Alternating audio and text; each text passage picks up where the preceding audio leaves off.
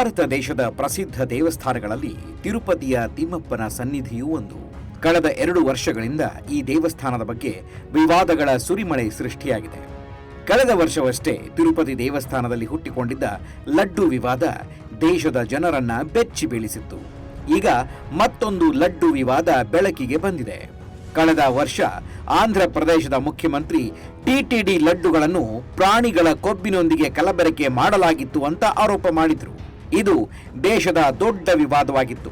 ನಂತರ ನ್ಯಾಯಾಲಯದ ನಿರ್ದೇಶನದ ಮೇರೆಗೆ ಎಸ್ಐಟಿಯನ್ನು ರಚಿಸಲಾಯಿತು. ಟಿಟಿಡಿ ಬಳಸುವ ತುಪ್ಪದ ಖರೀದಿ ದಾಖಲೆಗಳು, ಪೂರೈಕೆ ಸರಪಳಿಗಳು ಮತ್ತು ಗುಣಮಟ್ಟ ಪರೀಕ್ಷಾ ವಿಧಾನಗಳನ್ನು ಪರಿಶೀಲಿಸಲು ಪ್ರಾರಂಭಿಸಲಾಗಿತ್ತು.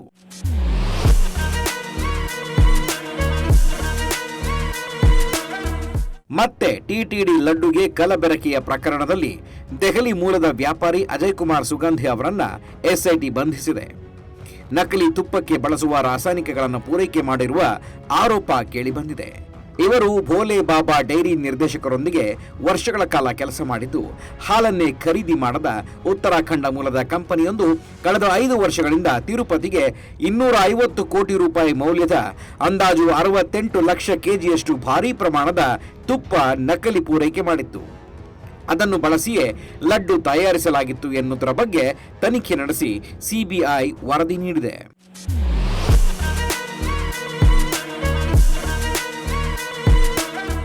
ಕಲಬೆರಕೆಯ ತುಪ್ಪ ಪ್ರಕರಣದಲ್ಲಿ ನೆಲ್ಲೂರು ನ್ಯಾಯಾಲಯಕ್ಕೆ ಸಿಬಿಐ ಸಲ್ಲಿಸಿರುವ ವರದಿಯಲ್ಲಿ ಶಾಕಿಂಗ್ ಅಂಶ ಒಳಗೊಂಡಿದೆ.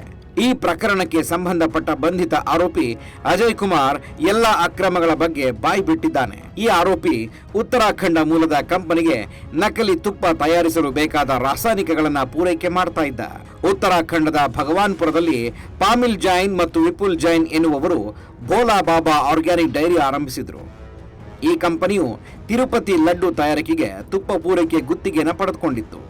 ಆದರೆ ಶಾಕಿಂಗ್ ವಿಷಯ ಏನು ಅಂದರೆ, ಈ ಸಂಸ್ಥೆ ರೈತರಿಂದ 1 ಲೀಟರ್ ಹಾಲು ಕೂಡ ಖರೀದಿ ಮಾಡಿರಲಿಲ್ಲ. ಆದರೆ ಫೇಕ್ ಸರ್ಟಿಫಿಕೇಟ್ ಸೃಷ್ಟಿ ಮಾಡಿ ತಾವೇ ತುಪ್ಪ ತಯಾರಿಸೋದಾಗಿ ತುಪ್ಪ ಪೂರೈಕೆ ಗುತ್ತಿಗೆ ಪಡೆದುಕೊಂಡಿತ್ತು.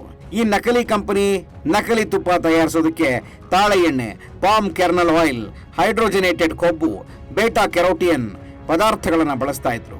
ಈ ನಕಲಿ ತುಪ್ಪಕ್ಕೆ ಥೇಟ್ ಅಸಲಿ ತುಪ್ಪದ ಹಾಗೇನೆ ಪರಿಮಳ ಬರುವ ಸುಗಂಧವನ್ನು ಬಳಸಿ ನೈಜ ತುಪ್ಪ ಅಂತ ಬಿಂಬಿಸ್ತಾ ಇದ್ರು. ಇನ್ನು ತಿಮ್ಮಪ್ಪನ ಸನ್ನಿಧಿಯಲ್ಲಿ ನಕಲಿ ತುಪ್ಪ ಪತ್ತೆಗೆ ಅತ್ಯಾಧುನಿಕ ಯಂತ್ರಗಳಿವೆ.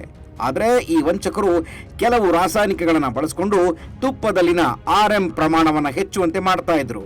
ಆದ್ರಿಂದ ಈ ಯಂತ್ರಗಳಿಗೂ ಕೂಡ ಇದು ನಕಲಿ ತುಪ್ಪ ಅಂತ ಪತ್ತೆ ಹಚ್ಚೋದಕ್ಕೆ ಸಾಧ್ಯ ಇರಲಿಲ್ಲ. ಹೀಗಾಗಿ ತಿರುಪತಿಯಲ್ಲಿ ಕಳೆದ 5 ವರ್ಷಗಳಿಂದ ಲಡ್ಡುಗೆ ನಕಲಿ ತುಪ್ಪದ ಪೂರೈಕೆ ಮುಂದುವರ್ಕೊಂಡು ಬಂದಿದೆ. ಈ ಅಕ್ರಮದ ಹಿನ್ನೆಲೆ 2022ರಲ್ಲೇ ಭೋಲೆ ಬಾಬಾ ಕಂಪನಿಯನ್ನ ತಿರುಪತಿ ಲಡ್ಡುಗೆ ತುಪ್ಪ ಪೂರೈಕೆ ಗುತ್ತಿಗೆಯನ್ನ ಟಿಟಿಡಿ ಆಡಳಿತ ಮಂಡಳಿ ಹೊರಗೆ ಇಟ್ಟಿತ್ತು. ಆದರೂ ಆಂಧ್ರ ಪ್ರದೇಶದ ವೈಷ್ಣವಿ ಡೈರಿ, ಉತ್ತರ ಪ್ರದೇಶದ ಮಾಲ್ ಗಂಗಾ ಡೈರಿ, ತಮಿಳುನಾಡಿನ AR ಡೈರಿ ಫುಡ್ ಕಂಪನಿ ಹೆಸರಿನಲ್ಲಿ ತುಪ್ಪ ಪೂರೈಕೆ ಮಾಡುವ ಕೆಲಸ ಮುಂದುವರಿಸಿಕೊಂಡು ಬಂದಿತ್ತು ಅನ್ನೋದು ತನಿಖೆ ವೇಳೆ ಮಾಹಿತಿ ಬೆಳಕಿಗೆ ಬಂದಿದೆ.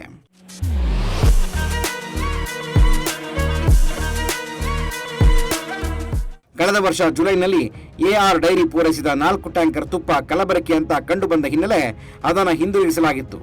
ಆದರೆ ಆ ಟ್ಯಾಂಕರ್ ಅನ್ನ ಆಂಧ್ರದ ವೈಷ್ಣವಿ ಡೈರಿ ಸಮೀಪದಲ್ಲೇ ಇರುವ ಕಲ್ಲು ಒಡವೆಯ ಫ್ಯಾಕ್ಟರಿಗೆ ಕೊಂಡೊಯ್ದು ಅಲ್ಲಿ ನಕಲಿ ತುಪ್ಪದ ಗುಣಮಟ್ಟ ಹೆಚ್ಚಿಸುವ ಅಕ್ರಮ ಕೆಲಸ ನಡೆಸಿ ಪುನಃ ಅದೇ ತುಪ್ಪವನ್ನು ತಿರುಪತಿ ಲಡ್ಡು ತಯಾರಿಸಲು ಕಳುಹಿಸಿಕೊಡಲಾಗಿತ್ತು ಎನ್ನುವ ಸ್ಫೋಟಕ ಮಾಹಿತಿಯನ್ನ ಸಿಬಿಐ ಪತ್ತೆ ಹಚ್ಚಿದೆ. ಕರ್ನಾಟಕದ ನಂದಿನಿ ತುಪ್ಪ ತುಂಬಾ ದುಬಾರಿ ಅಂತ ಟಿಟಿಡಿ ತುಪ್ಪ ಖರೀದಿನ ನಿಲ್ಲಿಸಿತ್ತು. ಆದರೆ ಈ ಹಗರಣ ಬೆಳಕಿಗೆ ಬಂದ ಮೇಲೆ ಮತ್ತೆ ಕರ್ನಾಟಕದ ನಂದಿನಿ ತುಪ್ಪ ಖರೀದಿ ಪ್ರಕ್ರಿಯೆ ಪುನರಾರಂಭಿಸಿತ್ತು ಅಂತ ಹೇಳಲಾಗಿದೆ.